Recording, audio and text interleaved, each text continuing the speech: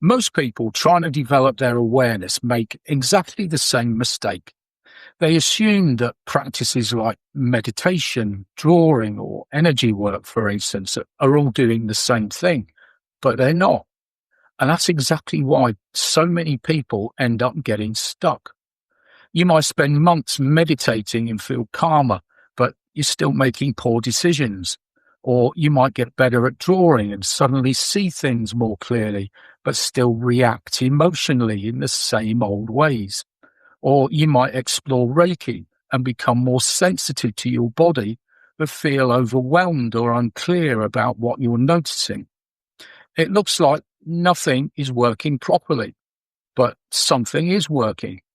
You're just developing one part of your awareness, not the whole thing. Awareness isn't a single skill.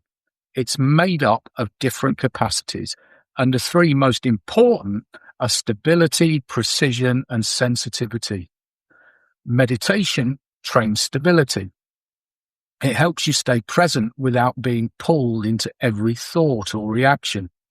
And with practice, the mind becomes quieter and there's more space between what happens and how you respond to it. And that's, of course, really valuable. But it doesn't mean you're seeing clearly.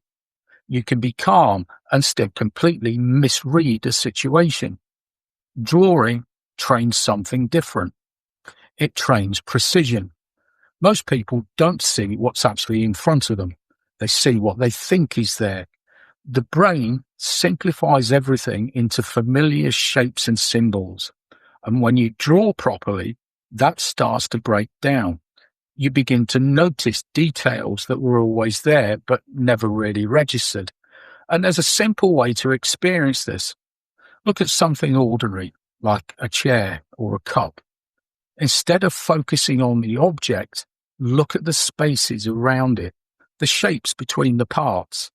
And that alone starts to shift how you see things. This is the same mechanism artists use to improve their accuracy. But again, this doesn't stabilize your internal world.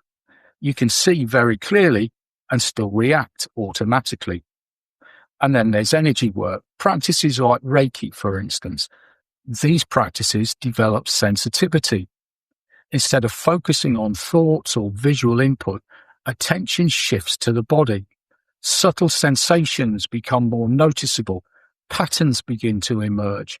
Sometimes those patterns are surprisingly practical. I've seen this in my students. One woman kept experiencing recurring stomach pain. Well, Reiki didn't fix the pain directly, which is what she expected it to do, but instead, over time, her relationship with certain foods began to change, and she stopped eating them. And of course, the pain disappeared immediately. Nothing was added, nothing was forced. She simply became aware of what was already happening. That's what sensitivity does. It reveals information that was already there. Now, here's the problem.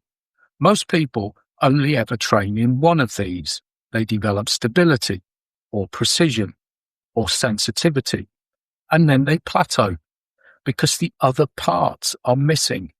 If you only have stability, you're calm, but not necessarily accurate. If you only have precision, you see clearly, but still react.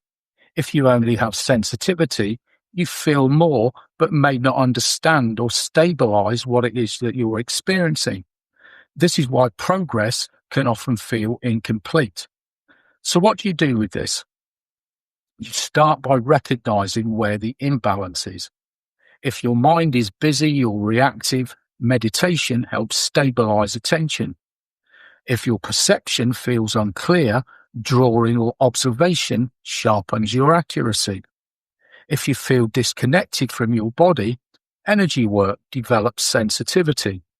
You don't need to do everything at once, but you do need to understand what each practice is actually doing. Because once stability, precision, and sensitivity begin to develop together, awareness changes completely. It stops being something you dip into occasionally and starts becoming how you actually experience the world. If you want to go deeper into this, I've broken this down fully in the article linked with this video.